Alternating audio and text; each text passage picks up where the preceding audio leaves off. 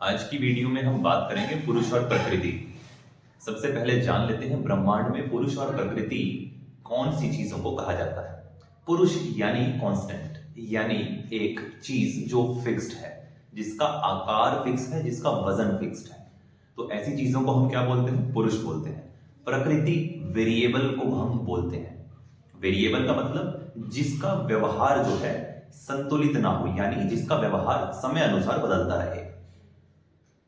तो ब्रह्मांड में या हम पृथ्वी की अगर बात करें तो सब चीजें चलायमान हैं। तो प्रकृति जब हम शब्द बोलते हैं इसका मतलब है वेरिएबल चीजें जो अपने स्वरूप को बदलती रहती है। जैसे कि एक व्यक्ति अपने जीवन में जब से वो पैदा हुआ है चलायमान रहता है मैक्सिमम टाइम। जितने टाइम वो सो रहा है उतने वक्त उसकी प्रकृति पुरुष की है, लेकिन जितने वक्त वह कार्य कर रहा है, चाहे वह फिजिकल कार्य कर रहा है, चाहे मानसिक कार्य कर रहा है, वह चीजें प्रकृति के अंडर आती है। अब हम बात कर लेते हैं वास्तु की दृष्टि से पुरुष और प्रकृति की बात।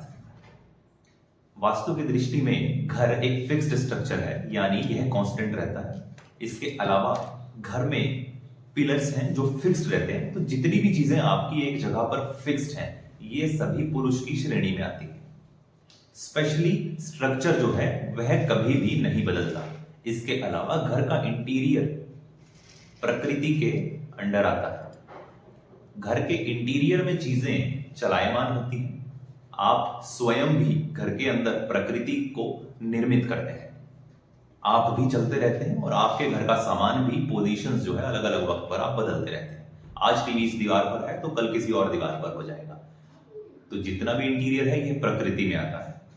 और इसी की वजह से वास्तु में अलग अलग समय पर पोजीशंस जैसे ही चेंज होती हैं चीजों की, तो आपके लाइफ के होने वाले इवेंट्स बदल जाते हैं, क्योंकि इसकी वजह से अलग अलग दिशाओं में होने वाले ऊर्जा के स्तर पर जो प्रभाव है वह सभी बदल जाते हैं। तो इस बात को समझना बड़ा ही जरूरी है कि पुरुष और प्रकृति में क्या डिफरेंस है।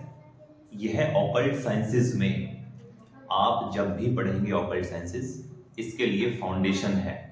ब्रह्मांड में आपके सभी ग्रह, जब हम ब्रह्मांड की दृष्टि से देखेंगे तो यह चलायमान है, यह एक जगह स्थिर नहीं है। पूरा सोलर सिस्टम अपनी एक जगह फिक्स्ड नहीं है। हर ग्रह अपनी धुरी पर भी घूमता है और ब्रह्मांड में निरंतर आगे बढ़ता जा रहा है। जहां वो पैदा हुए थे और उसके बाद जहां आज हैं, वह पोजीशन सेम नहीं है, वह बदल चुकी है।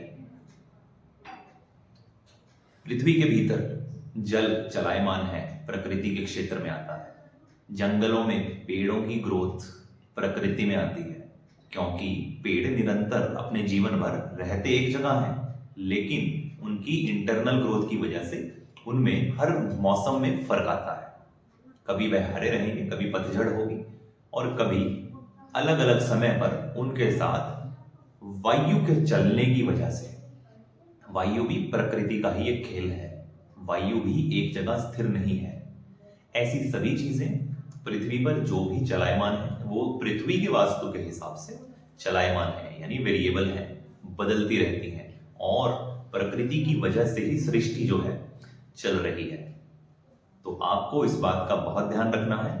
पुरुष और प्रकृति को समझकर जब भी आप आपके जीवन में कोई भी डिसीजन लेंगे तो आपको बहुत अच्छे रिजल्ट्स मिलेंगे। तो इसलिए आपको पता रहना चाहिए कि आप कहीं ऐसा ना हो पुरुष प्रकृति की चीजों को गलत समय पर गलत डिसीजन लेकर करें। तो ऐसा कभी मत करिए। इसलिए ध्यान रखना है, बेसिक्स को बहुत डिटेल में पढ़ना है और उनको समझकर उसके बाद मंथन करके फिर आपको जो है चीजों को सही करना है। धन्यवाद।